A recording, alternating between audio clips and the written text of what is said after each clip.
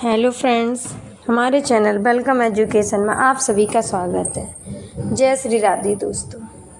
भगवान ने सृष्टि क्यों बनाई है, आज हम इसी के बारे में चर्चा करेंगे।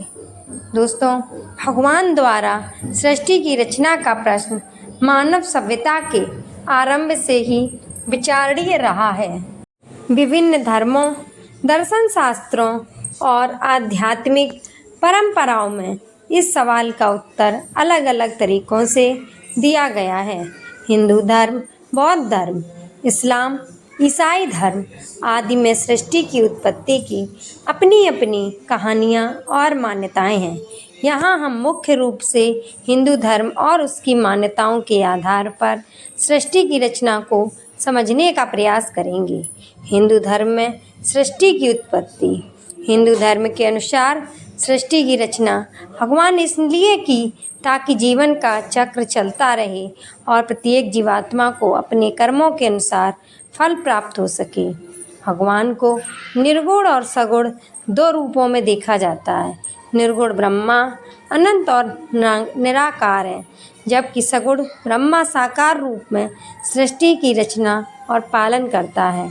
हिंदू धर्म में सृष्टि की रचना के कई अलग अलग दृष्टिकोण मिलते हैं, लेकिन सबसे प्रमुख दृष्टांत है ब्रह्मा, विष्णु और महेश, शिव का त्रिमूर्ति सिद्धांत। ब्रह्मा को सृष्टिकर्ता माना जाता है, विष्णु को पालनकर्ता और शिव को संहारक। सृष्टि की रचना का उद्देश्य। हिंदू धर्म के अनुसार सृष्टि की रचना का मुख्य उद्देश्य जीवों को अपने कर्मों का फल भोगने का अवसर प्रदान करना और अंततः मोक्ष प्राप्त करना है। इस संसार में हर जीवात्मा को एक कर्म चक्र में बांधा गया है, जिसमें उसे जन्म, मरण और पुनर्जन्म की प्रक्रिया से गुजरना पड़ता है। भगवान ने इस संसार की रचना इसलिए की ताकि जीवात्मा अपने कर्मों के अनुसार जीवन की जी सके और आत्मा की शुद्धि करके मोक्ष की प्राप्ति कर सके। पुराणों में सृष्टि की रचना। पुराणों में सृष्टि की उत्पत्ति के बारे में कई कहानियाँ मिलती हैं। विष्णु पुराण, भागवत पुराण और शिव पुराण में इस विषय पर विस्तृत वर्णन है। विष्णु पुराण के अनुसार प्रारंभ केवल विष्णु ही थे, जो अनंत जल में शयन कर रहे थे। उनके नाभि से एक कमल निकला, जिससे ब्रह्मा प्रकट हुए। ब्रह्मा ने ही संसार की रचना की। शिव पुराण में शिव को सृष्टि का प्रारंभिक कारण माना गया है। शिव ही शून्य हैं और उन्हीं से संसार का विस्तार हुआ। जब शिव ने संकल्प किया, तब यह सृष्टि अस्तित्व में आई। यह प्रक्रिया निरंतर चलती रहती है। जब संसार का संहार होता है, तब सब कुछ फिर से शिव में विलीन हो जाता है। सृष्टि की रचना की प्रक्रिया। हिंदू धर्म में सृष्टि की उत्पत्ति को काल चक्र से जोड़ा गया है। यह काल चक्र 4 युगों में विभाजित है: सतयुग, त्रेता युग, द्वापर युग और कलयुग। इन युगों के अंत में प्रलय होती है और फिर से सृष्टि का आरंभ होता है। इस प्रकार सृष्टि की रचना एक निरंतर चलने वाली प्रक्रिया है, जिसमें जीवन का आरंभ, विकास और अंत होता है। 5 तत्वों की सृष्टि। हिंदू दर्शन में यह भी माना जाता है भगवान ने सृष्टि को 5 तत्वों पृथ्वी, जल, अग्नि, वायु और आकाश से बनाया है। इन तत्वों से ही संपूर्ण ब्रह्मांड की संरचना हुई है। आध्यात्मिक दृष्टिकोण।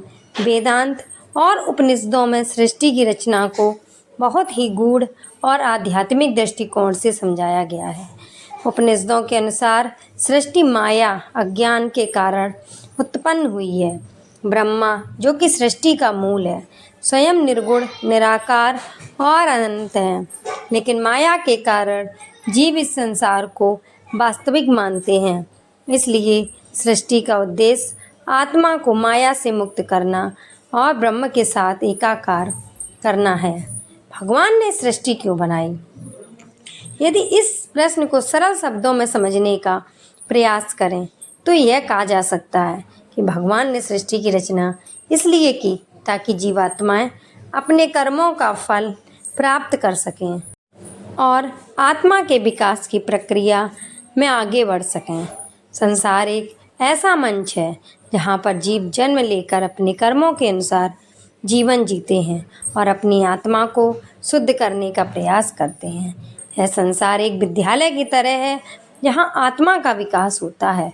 भगवान ने सृष्टि को इस तरह बनाया है कि हर जीवात्मा को अपने कर्मों के आधार पर सुख दुख का अनुभव हो सके। यही संसार का नियम है जिसे हम कर्म फल के सिद्धांत से जानते हैं। जब जीवात्मा अपने समस्त कर्मों से मुक्त हो जाती है तब वह मोक्ष प्राप्त करती है और जन्म मरण के चक्र से मुक्त हो जाती है। भगवान द्वारा सृष्टि की रचना का उद्देश्य गूढ़ और बहुआयामी है। हिंदू धर्म में इसे कर्म, धर्म और मोक्ष के संबंध में समझा जाता है। सृष्टि की रचना एक निरंतर चलने वाली प्रक्रिया है जिसमें हर जीवात्मा को अपने कर्मों का फल मिलता है। भगवान ने यह संसार इसलिए बनाया ताकि जीवात्माएं अपने कर्मों के आधार पर मोक्ष की प्राप्ति कर सकें। धर्म ग्रंथों में सृष्टि की उत्पत्ति की विभिन्न कथाएं और सिद्धांत हमें यह सिखाते हैं कि संसार एक अस्थायी धारा है और आत्मा की शुद्धि तथा मोक्ष ही अंतिम उद्देश्य है। जय श्री राधे दोस्तों।